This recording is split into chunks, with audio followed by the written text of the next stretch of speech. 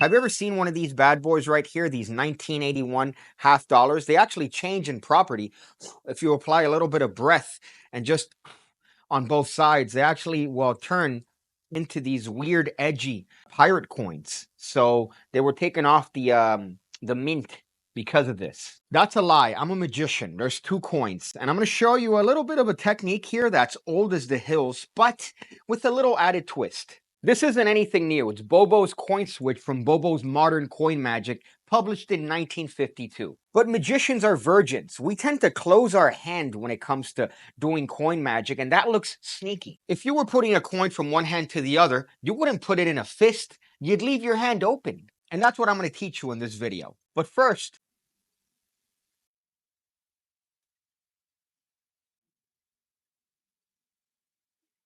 check out my brand new projects with Peter Turner, where we both go over everything we know about open prediction and out of this world. Both projects are chock full of ideas from both me and Pete that worked in the real world. They're linked down below. You could find them easily. I highly suggest you pick them up. Everyone that's picked them up has had rave reviews so far, and you will too. So what you need for this are two contrasting coins. In this case, we have a $50 and we have this edgy illusionist pirate coin. Now, the grip that I like to use to hide the coin that's going to get changed is this modified sort of finger palm. So instead of putting it directly in finger palm position, which is about here, I have it a little bit closer to the pinky. So I'm going to bend my ring finger up. So now when I hold my hand, look at that. You see the whole palm empty. And especially when I'm holding a coin and showing this hand unequivocally empty, you have no choice but to think that my hands are empty. And here I'm going to point something out about this coin, in this case, the date. Now, as I turn the coin to me, what I'm doing is I'm going to rotate it and pinch it between my forefinger and my thumb. And this essentially is going to form the basis for the Bobo switch. Because what's going to happen is that I'm going to keep that coin held by the fingertips, and I'm going to let this coin fall into my left hand. Now, what magicians tend to do with this move is that they toss the coin into the other hand, of course, switching it for the coin that's secretly in your hand, and then they immediately close their fist. So I take the coin, I toss it in the other hand, and I close the fist. And that to me seems a little bit suspicious. So what I want to get you guys into the habit on here, apart from hygiene, is to take the coin in the fingertips, drop it in the hand, but don't close the entire hand.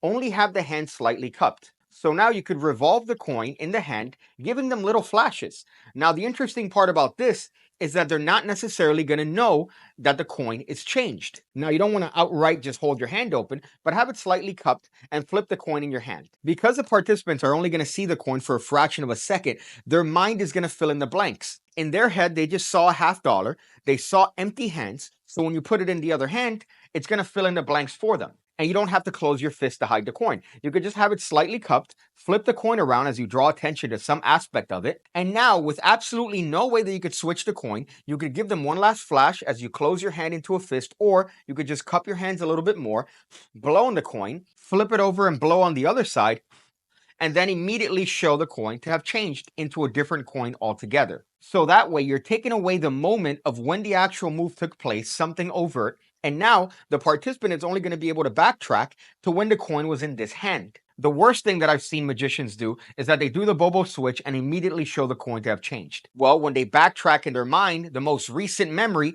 is going to be you tossing the coin from one hand to another. So they're going to assume that that's when the switch took place. Whereas with this, all we're doing is just handing the coin off from one hand to the other. We're not closing the hand.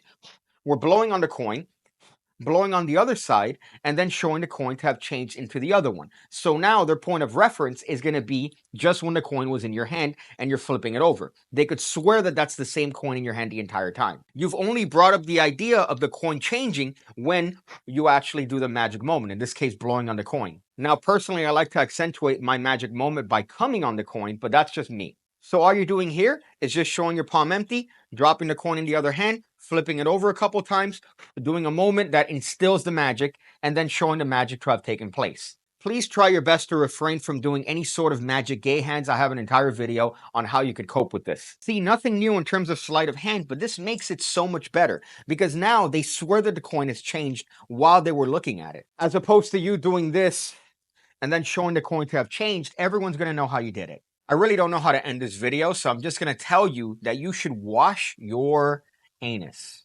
See you again when I see you again when I see you again, when I see you again, when I see you again, when I see you again, when I see you again, when I see